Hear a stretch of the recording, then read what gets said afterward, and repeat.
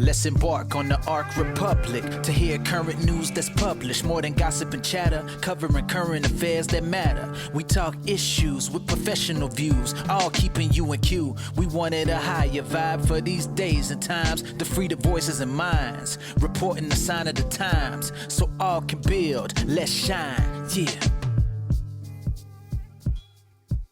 Greetings wherever you are situated in this crazy ass universe. My name is Dr. Kaia Shivers, and what's up, what's cracking, what's popping, like my homie from Compton, as we say. This is Ark Republic news podcast, where we talk about news we think that matters. We haven't seen each other, or y'all haven't seen all three of us, nor have we seen each other, and as the old folks say, a month of Sundays. So let me extend this welcome to Dr. Sherice Janaye. How are you? I'm doing well.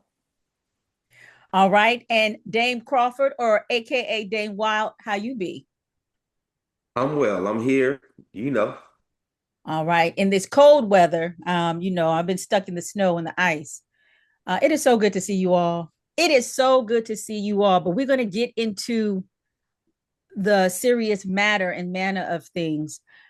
We, for almost 3 years, did a regular podcast where we covered issues we thought were pertinent to the communities that we live in, the communities that we engage with. And we really stopped doing podcasts last year after Donald Trump was elected. Dame started doing some work, and Sherice did a couple. I largely just fell off the map for a lot of reasons in terms of podcasting. But I want us to first talk about what happened to us. Like, where did we go? Why did we go there? Who wants to jump in and talk about it? I'll definitely go. Go ahead, Sherry. Go ahead, doctor. So for me, I disappeared or shrunk back or really needed to pull in. So when Kamala announced that she was running, Kaia, remember we had lots of talks about this. Mm-hmm. I was active with Win with Black Women, so people probably remember the 40,000 Black women that got on the call. Well, that groundwork had been going on a long time, and in 2020, I had joined the group when they had come together around her being vice president. And so many of us in that group, especially in a regional space, were just devastated, right? And needed a space to kind of step back, reflect, because in many ways she was set up to fail. And the fact that she was as successful as she was, for many of us, it was just hard. It was hard for us to take emotionally. And we needed that time to sit back, strategize on what tomorrow looked like. And some of us got back in the swing of things faster than others. And I know that as an academic, I know that as a Black woman who was just exhausted, I knew I needed to step back. All right.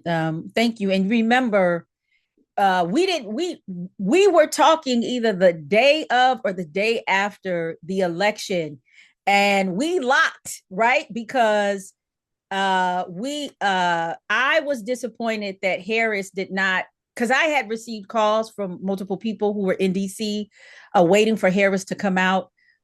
People were assuming that it was going to be a victory speech, but it was going to have to be a concession speech, and she never made it. And I received several calls from people who were there who were extremely upset about her not showing up. And you took a position and I took a position. It was radically different. And for me at that point, I was like, you know what, we need to pause.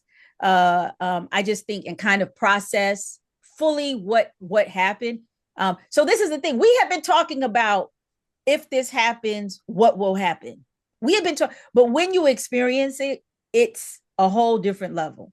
So, I also want to acknowledge that we are all this is my brother and sister. But we do have differences of opinions, but every opinion doesn't have to, and it will never go public. But Yeah, so we left on like a really kind of like different note in terms of after the elections, and sometimes I like to call that an organic break. And also, we had to, for me, I had to get my ducks in a row.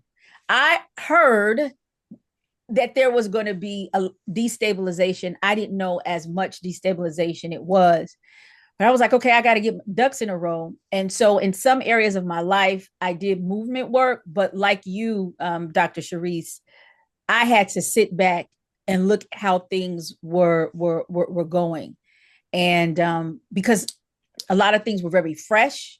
There was a lot of finger pointing and blaming. There was a lot of divisiveness in terms of Black men didn't do this and Black women did this, and things like that. Then there was a lot of gloating for people who supported Trump. But that was only, as we know, short lived, because as soon as he was inaugurated, he got busy and he did exactly what he said he was going to do, or his administration. Dang, what had happened to you? Listen, life was life in last year in a real way. Um, so I was dealing with a whole lot, but also just my spirit needed a break from Trump. My spirit needed a break from having to, because like when we talk about stuff on here, I don't know if, for the audience at large, we like to try to do our research. We like to try to know what's going on. So that means we have to dive deep into like watching videos, reading articles, calling people, trying to find out what's going on. Like it's a lot. It's a lot. And just the amount of like negativity that was surrounding this administration was really just putting a damper on my spirit. So and so it makes it at the time it made it really hard to talk about. You know what I mean? Like it's really hard to like get on, try to be unbiased, get on, try to just deliver the news without always having social commentary. Because of course sometimes, and that's one of the reasons, I do the show the way I do it is because like, you know what, with what's going on now, I need to add social commentary. You know what I mean? So that's what happened to me. I was traveling a lot, so it was hard. Like I was out of town like 3 weekends out of every month. So it was just, last year was a tough year. I think for all of us. I mean, I know I lost money last year. Um, and I lost respect for quite a few people last year.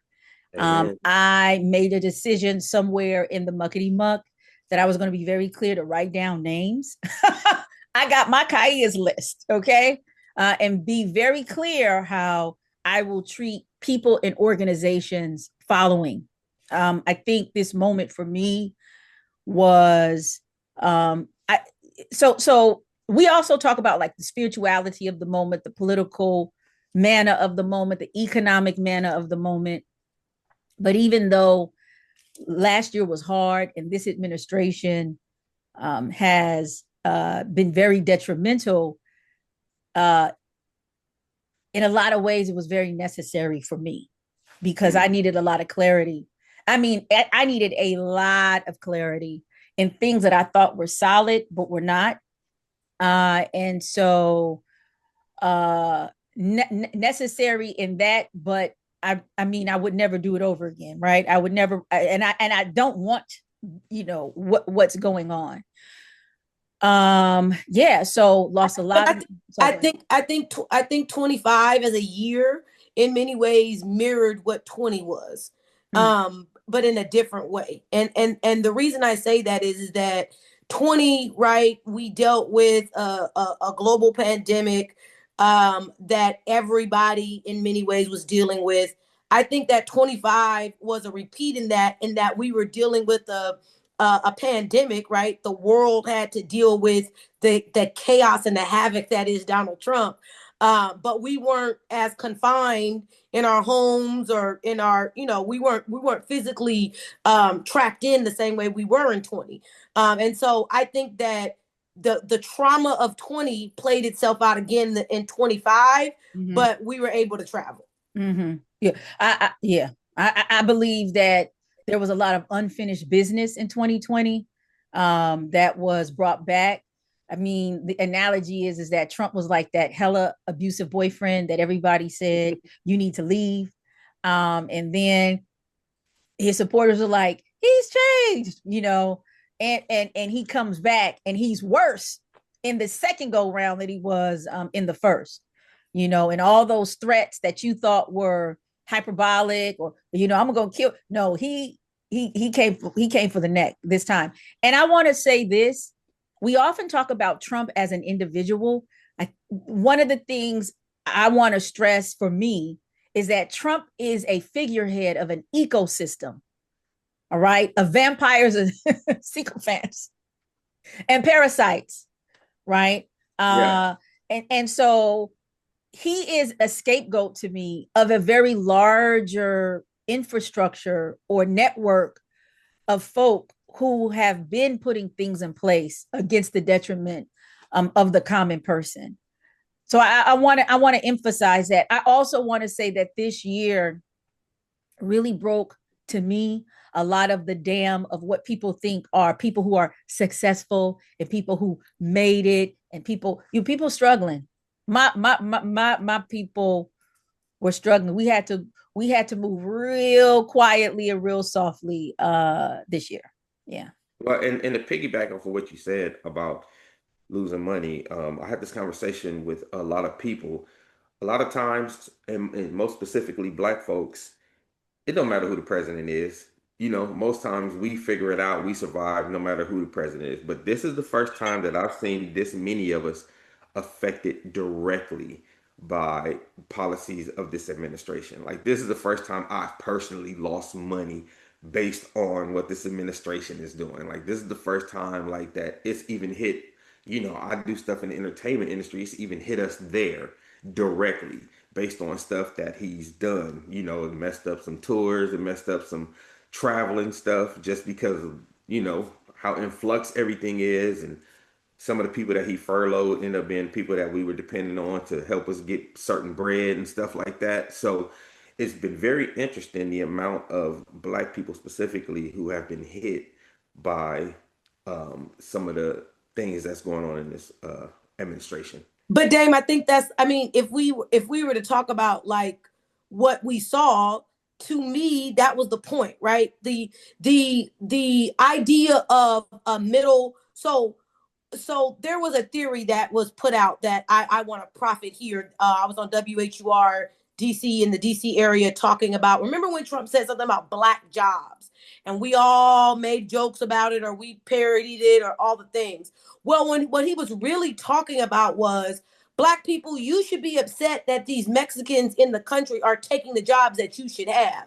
Now, we as Black people have evolved so much from only having to do those jobs that for us it was ludicrous what he was even talking about. Well, he pulled it out full swing, Dane, because what he did was he hollowed out the Black middle class in an effort to try to make Black people go back to those Black jobs, right? I'm going to deport the Mexican immigrant so that then Black people have to go back to their designed place inside of these Black jobs. And one of the hearts of one of the main places to do that is to attack the federal government, because of all of the Black women Black women in particular, who got these good government jobs, right, that are sustaining Black middle class life, right, through those Black jobs, right? And so for me, right, he was signaling what he was going to do.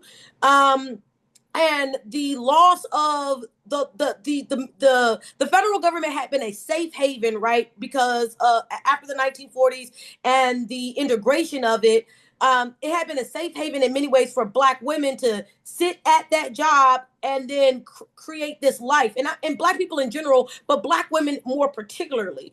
And so when you talk about, right, those Black women that are often pushing the button, right, to that funding, to that, right, to these kind of automatic things that we think about that happen in the government, that push the funding for Pell Grants, or push the button, right, for the payroll check that people get, then we really saw, right, the breaking down of the Black family through Black male workers inside of that federal government and Black women workers inside of that federal government. Let me tell you, for me, what's cold about it, those jobs that this I don't know what you want to call it, not administration, but this uh, neo KKK want us to go back to would be cool jobs if the advocacy to unionize, pay fair wages, put things in place to protect the workers in terms of safety laws, all those things that Black people were fighting for in the 50s, 60s, and 70s were actually honored. But what happened, they took cheap migrant labor and put those folks in there. So now when there's an attempt for us, excuse me, sorry, I got to take, when there's an attempt for us to push us in these jobs, it is bare bones of what it is. One, that it was when Black people in mass were forced out, because we were forced out of a lot of these areas, right? And it's worse now. So a lot of people don't want to acknowledge, and that's like the funkiness, I think, of this moment. There was a lot of conversation and discourse about what this administration was doing, but there was also in the circles that I'm talking about, like, there could have been protections and more buffering and more strength in place if only you would have listened to Black people. So it's right now it's only if you listen to Black people to talk about a police state, but only if you would have listened to Black people to talk about the full infrastructure of America and why these things are problematic. And when you don't deal with these issues, there's going to be these long-term effects. And so I think for me and mine, right? So my folk, we're talked out. Like we have absolutely nothing to give. We have given everything. We've given everything, even our lives, our blood, our sweat. And, in a lot of ways, we were complicit, even though we didn't agree. We were like, okay, for the sake of trying to move things forward, I'm going to fall back a little. I'm not going to demand reparations, or I'm not going to do this because we got to move it forward. I'm not going to put the press or the pressure on Obama because we're going to move a little forward. You know what I'm saying? So I also want to acknowledge that too as well. So yeah, and I think what's something that's interesting that you're saying on that very tip, Kaia, about the lack of pressure or the being I will call it being strategic about pressure points, is because unfortunately, and this is the part that I think a lot of Black people are why we shrunk back or are struggling with dealing with this, is that Black people are not in a majority position in the country. So at any point in time, we are begging white folks in some ways to take up our cause. And as we're seeing right now, it's not until they start dying that they're really ready to start taking up our cause. And I mean that I think that's the reality, that oftentimes if we are not going to create our own independent ecosystem inside of the larger ecosystem, then we are always at the mercy of these white folks. And I think that Black folks thought that we can be integrated enough that would never be the reality. And I think now we are realizing that's the reality. And so then the question is, what do we do? Because that's the reality. Dame, I would love to hear from you. Yeah. I'll say, let me let Dame jump in. That's the conundrum that we're all in right now, right? Because I think we were getting to a place where, and Sherice, me and you have spoken about this a while ago at length. We were getting to a place where Black folks were wanting to hold the Democratic Party accountable for those things we weren't getting, for those things that we weren't feeling like we were made a priority, more specifically in the Harris campaign. And then we get this administration and you feel like, and this is the part that sucks, right? You feel like as much as you want to hold them accountable, how can you do that when you're like, well, we just got to get this guy and his cronies out of office?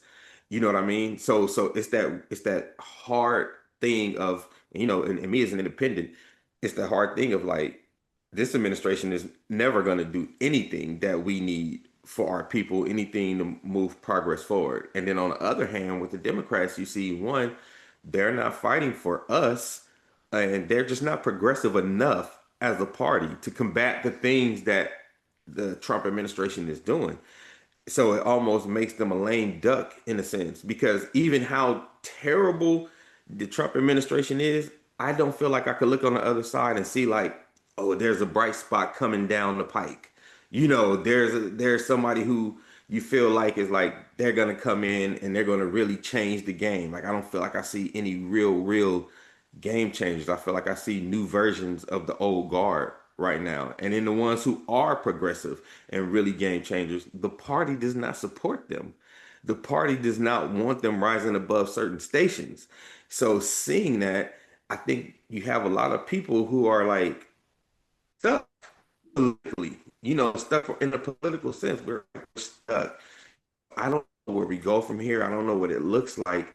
I don't know what the resistance looks like on the Democratic side because a lot of times I just feel like, Chuck Schumer, comes out and, he's gonna write an op-ed, but what else is he gonna do? You know what I mean? Like, and that's the leadership right now. So, yeah, that's my thoughts on it. Okay, you going in and out, Dane. Okay, let me try to figure out what's going on. My internet is being funky right now. Well, that's It's the Trump changed. So, administration. That's what it is. That's your internet. The Trump administration. No, you know what I'm saying? Making all these backhand deals to privatize everything has caused an erosion of all of our infrastructure. So that's really what it is. Yeah. But the privatization, it's so funny that you mentioned that because the privatization is just to hide in many ways the way we're getting ready to publicly trade oil, right? Like so the privatization is really because just like the United States did in the 1920s. People may be familiar with the Teapot Dome scandal, where the government basically started opening up the oil reserves and started pilfering from them for all intents and purposes. The reason I believe that we're seeing the privatization of all these other things is because we're going to start seeing the pilfering of the raw resources that the United States has control over. That's what that's what Greenland is about, right? That is what Venezuela is about, right? Not only is it just about regionalism, it's really about getting to the ability to get back to raw resources, right? Because we understand. But I don't want you to get into that because that's the global part that we want to talk about. I want us to kind of like neatly wrap up what happened to us. Absolutely. Yeah. Absolutely. But does that make sense that the reason that we're getting to privatization is because of the larger global, the reason we're at privatization stage of all these things that before weren't tenable, it wasn't tenable, right? It wasn't tenable to have the privatization of basically all energy. It wasn't tenable to have right there. Before we get into that, but Sherice, let's wait and let's go to that later because I want us to get. Yeah, I don't. Dave it's that what we call that Trump internet. It's that Trump internet when Dave comes back with the Trump internet. We definitely I want there is something that you said and that Dame said that I wanted to respond to in terms of like what happened to us. But I'll tell you about I think Dame was talking about there's like no accountability or there isn't like any leadership that people can point to say this is a direct response and an effective direct response to Trump. I'm going to give you a very real experience that I had. I went to the Congressional Black Caucus has two major meetings a year. One in DC, right, which is the big conference that they have, but then they have a policy conference in Tunica, Mississippi. I've been going for 3 years. I've been going to the CBC Policy Conference, that's what it's called, in Tunica, Mississippi for 3 years. And I went initially because I work with Black farmers specifically, and I wanted to know the agricultural policy and understand it because I was so totally out of my element with ag. But the last time I went in 2025, I went to the policy. There were several things that I noticed offhand. There weren't a lot of, and I told you this too, Sherice, there absent were a lot of female representatives there, which I thought was really odd because I had seen definitely more in the previous years. And it wasn't necessarily a disappointment because I think out of all of us three, I'm the more like rebel somewhere on the whatever I am. That's why I got, this is my, like I said, it's my POC leather right here. So another thing, it wasn't a disappointment. It was more of a disgust, to be honest. Panel after, and I had said this too. So this is me observing, but I also think it's important that when you're in a position to express your point of view or who you see it to somebody you think can at least pass the information down, was panel after panel, there was a begging by the elected officials, more so the federal ones, because they had more so a lot of local Mississippi ones, but the federal, the Senate, it was representatives were begging people to vote for them. And their whole, and it wasn't even whole, their small little thing was, well, if you vote for us in 2026, then all of this will be remedied.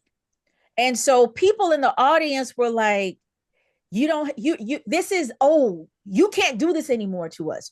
You can't tell us anymore to just vote for you and make it right. We've been voting for you and you have yet to make it right, nor have you provided any cohesive plan in terms of how it is. It was so prostitutional.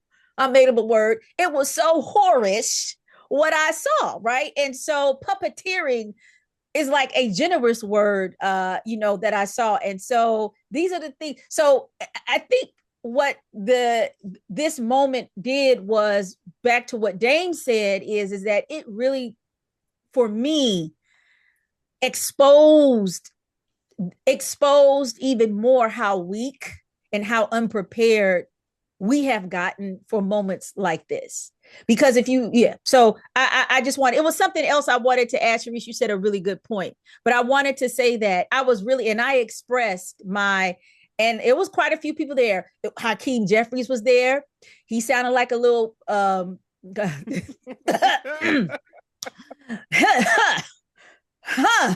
my, he was there. I was just like, yeah, I was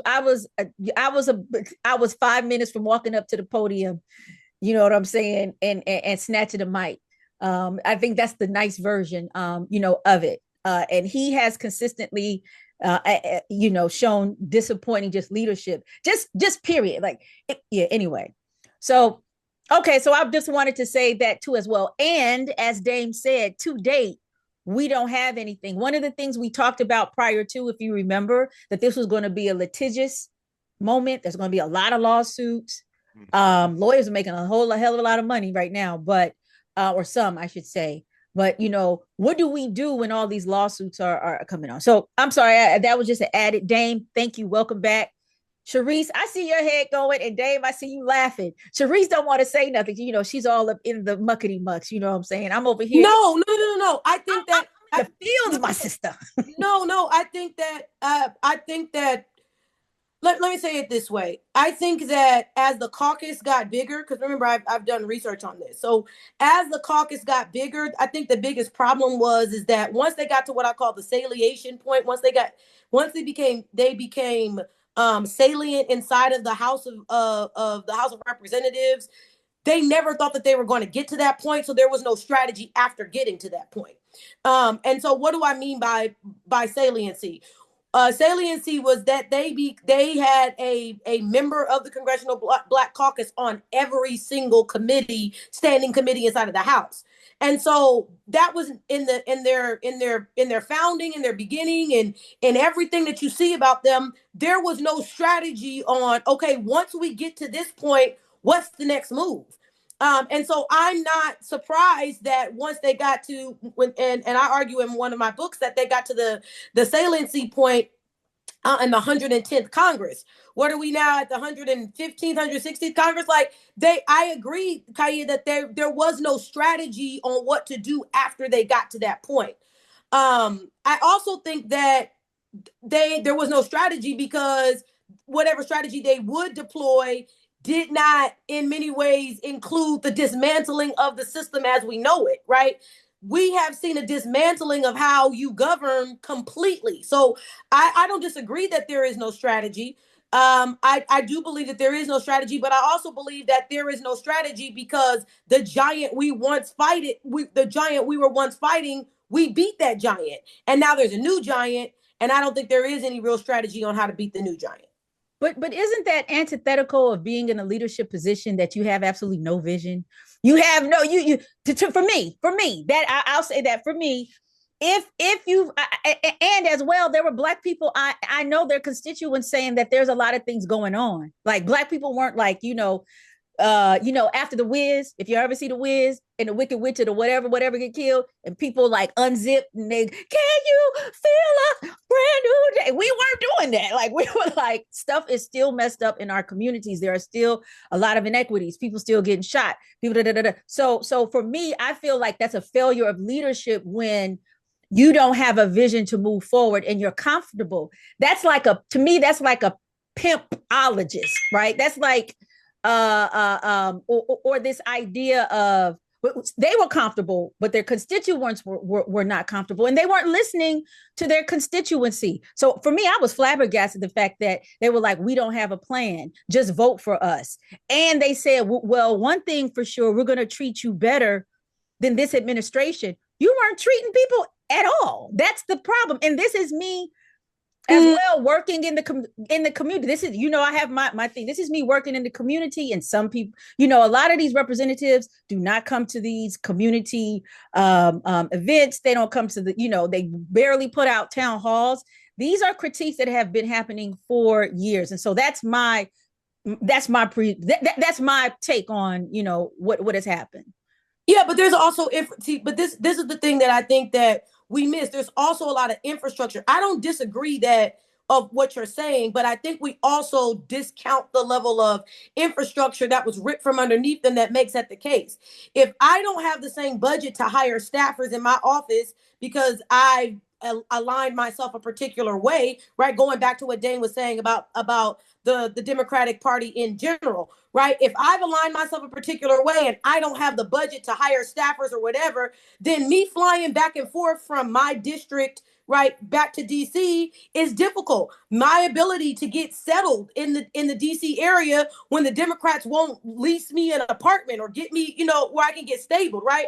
Most people don't realize that a lot of times white representatives that are coming to DC have money, they have resources, they have whatever. A lot of people of color, regardless if they're inside the Congressional Black Caucus or not, don't. So a lot of that stuff is coming out of your pocket until you get your first paycheck, right? And so I think that going back to Dane's point about the finger pointing and where do we go from here? I think that we also have to acknowledge that there is a undercurrent of white supremacy inside the Democratic Party that then makes it difficult from an infrastructure position for Black people to do a lot of the things that they were doing at the beginning of the Congressional Caucus coming together. And I think that you have to take a stance and make a choice. But when you make that choice, you end up oftentimes like Cori Bush on the outside completely, right? So I don't disagree with you, Kaia. I think that people made decisions, and those decisions have consequences, and now we're living those consequences. Yeah, Dane want to say something. Go ahead, Dane. Let me. Oh yeah, I was gonna say Sherice, to piggyback off what you're saying, I have watched the Democratic machine actively work against the true progressives in the party, those radicals in the party who really want real change, because the Chuck Schumers of the world, the Nancy Pelosi's of the world, they want incremental change because that's enough for them. That works for them. That works for their pockets. So when you have a Jasmine Crockett at AOC who's pushing for real progressive, non-incremental change, I'm watching them fight against that. And I'm like, this is why this party can't stabilize and beat someone like Donald Trump. Because Donald Trump and his administration, in the MAGA administration, specifically the MAGA machine, they know how to say, one message, one movement, here we go. Democrats are all over the place trying to serve too many masters.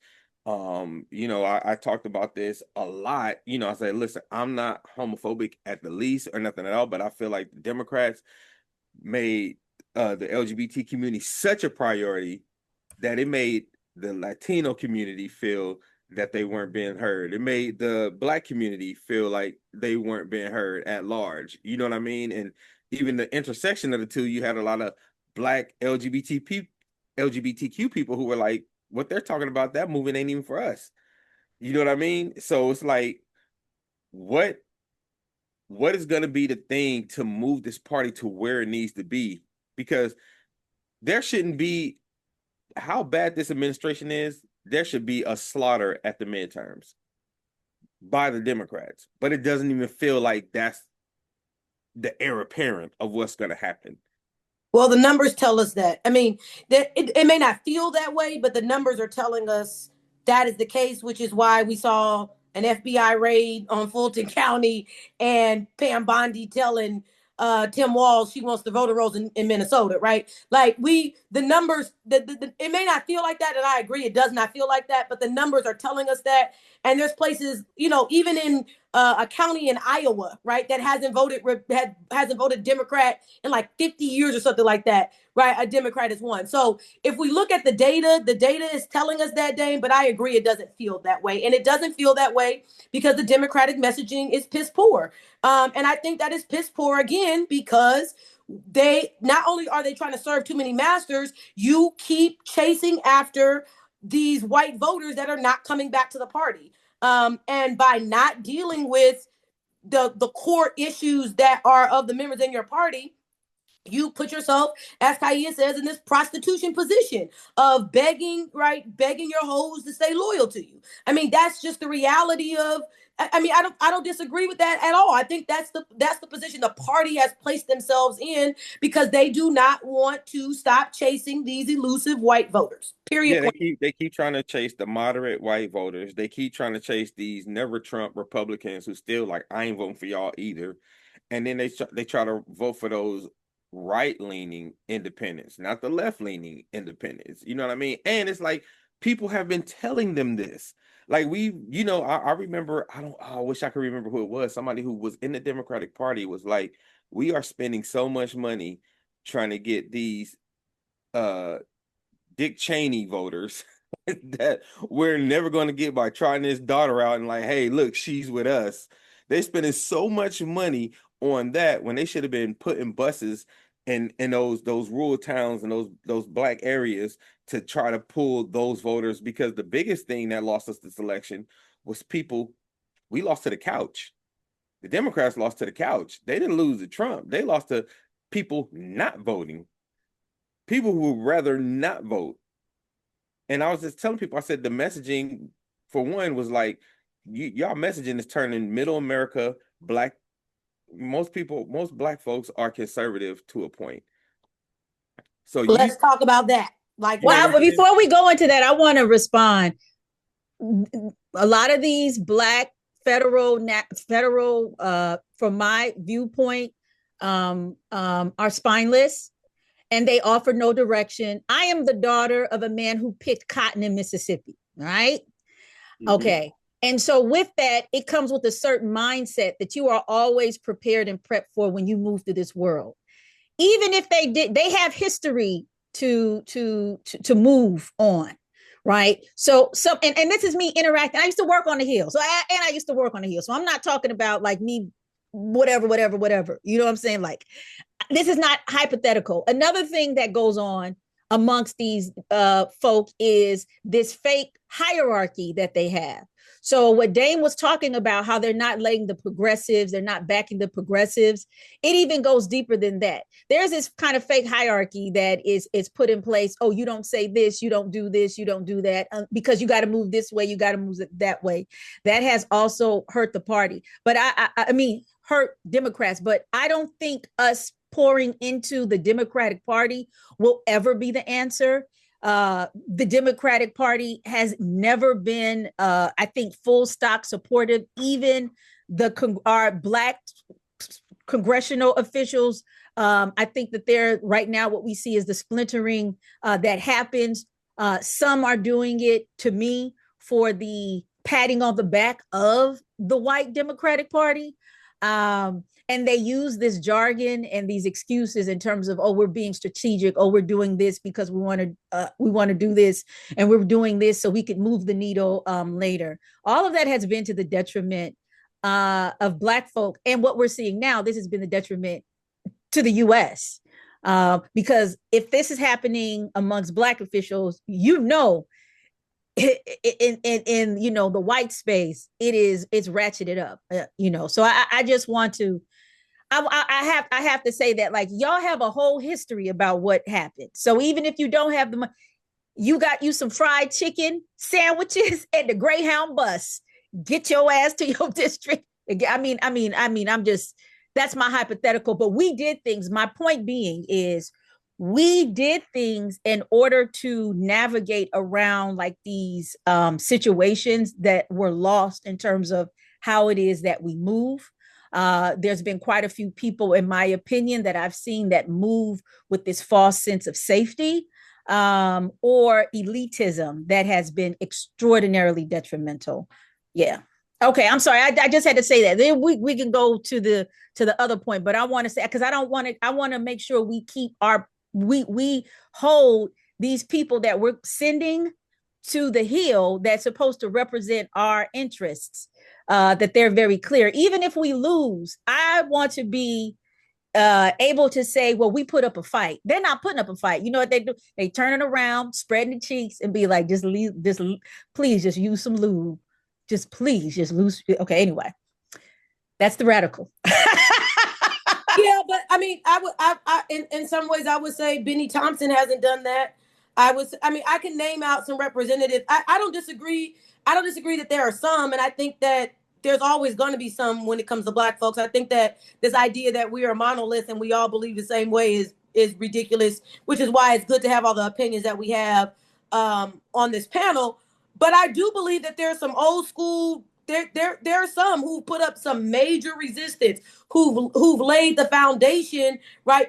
That are giving us the teeth we have right now, right? If we get into the ICE stuff later on in the conversation, we can point back to Benny Thompson. If we want to talk about economic infrastructure, we can point back to James Clyburn. So I believe that if we can talk about Yvette Clarke up there in New York, right? Who's pressured Hakeem's butt cheeks. You know what I'm saying? So I think that again, once you start getting to the size that the Congressional Black Caucus is at this point, that there has to be a wholesale commitment to a new strategy. And personally, I believe that the men have not wanted to follow the women when it comes to a complete wholesale new strategy about what does it mean to be Black in this time, this day and age, and then how do we mobilize around that, and then how do we then, to your point, Kaia, come around that and then have a strategy that says legislatively by any means necessary versus the capitulation we have seen. Well, I have a personal story about Clyburn that recently happened at the CBC policy conference. I wanted to talk to him very briefly as he was walking somewhere. Hey, Representative Clyburn, my name is such and such. I'm with such and such. I really would like for my organization, my efforts to help with this moving forward. His response, where do you live? And then I forgot exactly what I said. And he said, well, this is not my conference. This is a Mississippi conference. You need to talk to Clyburn if you are his constituent. Do you know how many times I've seen that? How many times that I have seen congressional people dismiss constituents like that? He didn't know who I was. You know what I'm saying? But this is a problem. This has been a problem. And even, and I'm not, so this is what I'm saying. I think that it's not necessarily if they could have moved the agenda with whatever they fought for, if they could have moved it more. But these are problems that need to be definitely addressed if you want to me, moving forward, to do stuff really, I think, in a collective way for Black people. That was very dismissive. And it makes folk very little. And to me, it just shows again this elitism. And there's a difference with saying that I am a veteran, I'm a legacy congressional person, and I have skin in the game and I have perspective, versus I'm going to use this policy and procedure because you're not a constituent in South Carolina, and I'm going to pass you off. We can't do that anymore. We cannot afford that anymore. Cori Bush, the engagement that I had with Cori Bush, maybe she was younger or whatever, she was real cool. We just, very, approachable, and then said, hey, I have some work to do. Okay, cool, blah, blah, blah. You know what I'm saying? So I just want to give that example. Yeah, but Cori, I'm glad you used Cori Bush as an example. And where is Cori Bush? At home, right? Like what I'm saying is that and I don't disagree with what you're saying. I'm saying that there are consequences for that. There are consequences for those types of interactions that often get you put out of the game altogether. That's all I'm saying. Well, and so my response to that is that if there were more people with the congresswoman I work with, there were more people. So what happens is, if there's a person who, in my experience and what I've seen, if there is a congressional person and they know that the person is not wrong, but they just don't fit the politics of the moment, people will abandon that. And to me, I don't understand why you call yourself a congressional Black caucus when you only caucus when I think it is what you would say, politically strategic or advantageous. I think we need to move a little bit better than that, because these Christian folks, you might have threw Jesus out. Jesus would have walked up in there, you would have threw Jesus' ass out. So I think we need to do a better job and how we do wrap ourselves around these very vocal, but very vulnerable cogs in what it is that we're trying to build. We just simply need to move better moving forward. Yeah. So that's it. Okay. All right. Okay. So I'm sorry. So let's move on to I want us to talk about I said the rollout. But before we get into that, there's a question that I put forward, and I wanted you to point out some important things, because Black folk, we've been in the house. We have been largely in the house. We're starting to talk more, but I wanted to talk about, in this absence that people have been visibly been talking about, what have you seen important things in the absence when it comes to the discourse or the conversations in the U.S. for Black people not being in the front? Dame, go right ahead, because you've been talking more than probably any of us. So there's two sides, two factions going on right now, right? There's it ain't none of my business, right? Like, it ain't none of my business. I'm staying out of all of it. And then there's the other faction that feels like, if they come after gay rights, they come after immigrants, they coming after civil rights next. Those of us know how it goes historically. So you have those people saying, like, as tired as we are and as beat up as we feel, we can't take the break that we think we can take right now because of what's going on. Like, this is actually a time where we need to be louder. This is a time where we need to try to unify our people. Me and Kaia actually spoke about this. It's like, even if you wanted to be on the side of that ain't none of my business, Black people still should be preparing. We're in a time where they're shooting white folks down in the street in broad daylight. What do you think that means for us? What are the implications of what's going to happen going forward if that can happen with impunity in front of everybody? Black bodies already have been, devalued.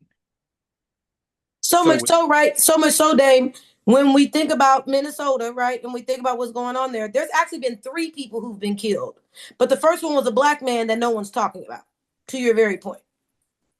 Yeah, and it's funny, somebody had made the point. They said, there was a man who had a permit to carry. He followed, the cops' instructions. He never pulled that gun. He never did anything to those police, and everybody thought he was talking about Alex Peretti. He's talking about Philando Castile. And those Second Amendment folks didn't come out for that, because that should have been the start. Second Amendment folks should have been, he had a permit to carry. He had a, and now, the Second Amendment folks are like, oh, you can't do that so we know the Second Amendment is not meant for us. But that's the other reason I say we all need to go get guns. That's the reason I tell everybody who will listen, go get a gun. Go get a gun or two.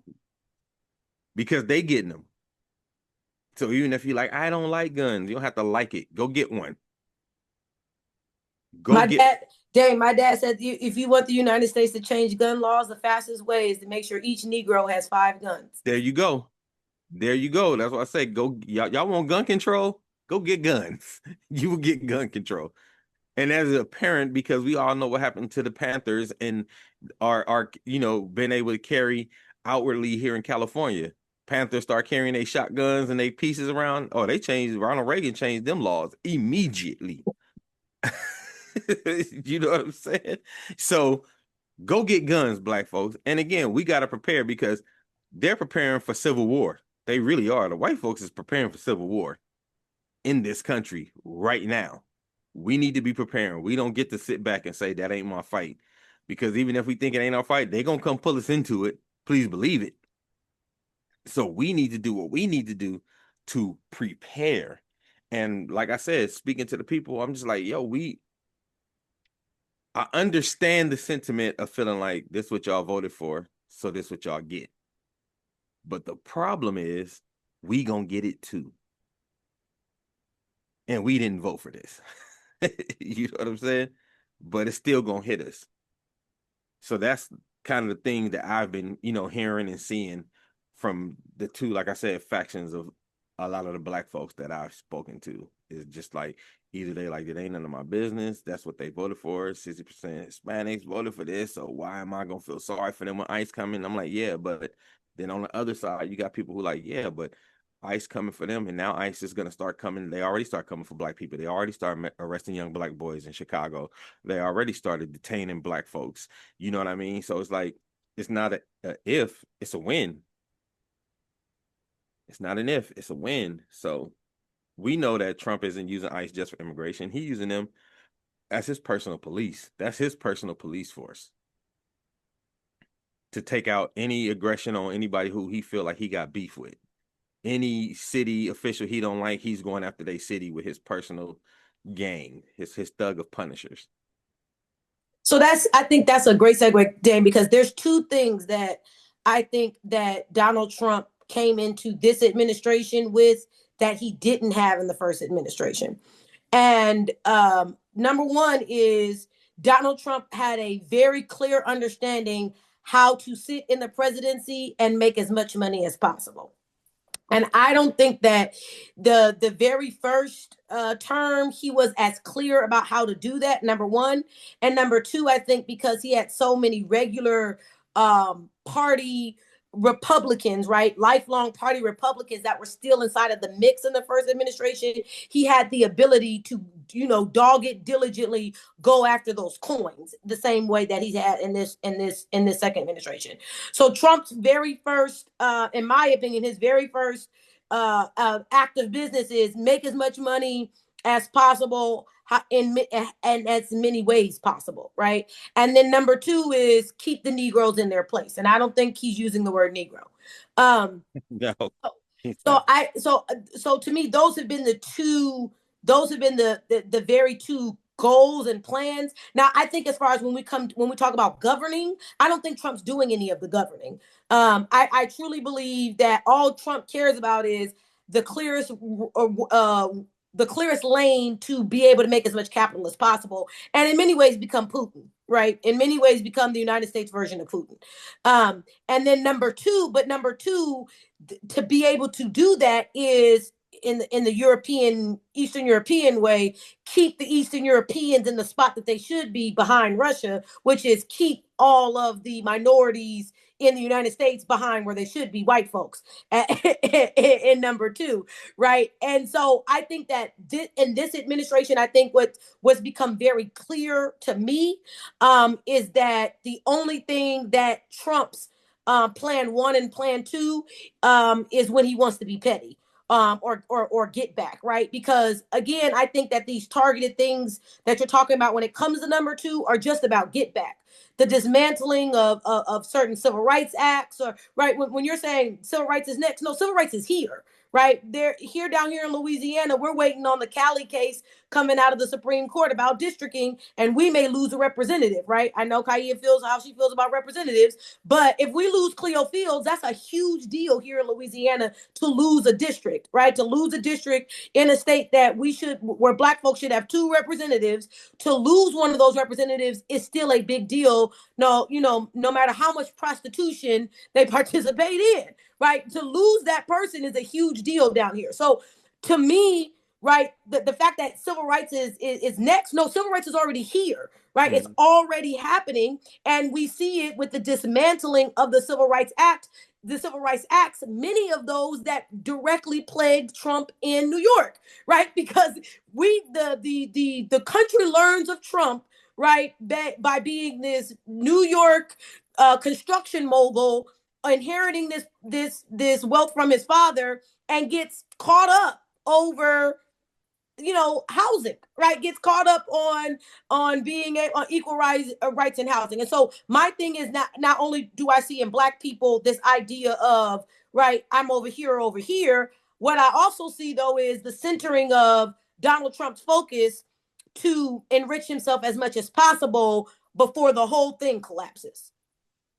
Well, and to expand on what you're saying too, I think people took for granted, as much as that first administration was terrible, the first administration at least had guardrails on that man. Talk about it. The first administration had, legacy Republicans who were there to be like, you cannot do that, to keep at least a modicum of like democracy. This time, he brought in people from Fox News. He brought in the Christy Gnomes of the world. Like, it is literally like a South Park episode of the people that he's brought in and the kind of experience that they don't have. Like, not dang, not kinda. It is a soft, like, no, not kinda. Yeah. It is. Yeah. So if you talk about like DEI, like this is the worst form of DEI you could think of, because all those people that he's hired are not qualified. The only qualification they have is they're white and loyal to him. Yeah, like that's it. Like the test of what it means to be in the Trump administration. Are you loyal to me? Will you be a sycophant? And because of that, he's running rampant. He's governing by executive order. The Congress isn't, doing anything because they're afraid of him, especially anybody who has to run for re-election. You know what I mean? Because the only people who you see buck up against Trump are the people who be like, I ain't running next year anyway. So what needs to happen, especially with what's going on in Minnesota and him having this revenge tour, sending ICE to places where he got beef with the governors. You know what I mean?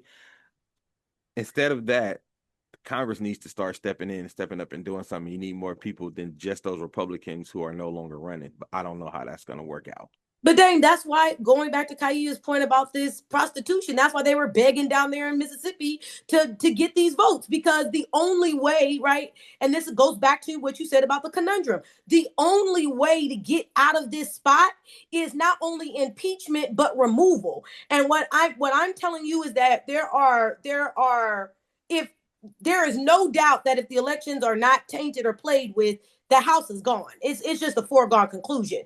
The Senate is up for grabs, right? Because when the Cook report, right, that's a more conservative political landscape, is saying that the Senate's up for grabs, it's really up for grabs, right? We know the House is gone. So that's why this quote prostitution or begging Black folks to come out and vote in the midterms is happening, is because the only way to slow down this train, right, not stop it, but the only way to slow down this train is a sweeping victory inside of the midterm elections that then puts the Democrats in control, so that then we're talking about impeachment, because the Democrats, I think, are clear on that.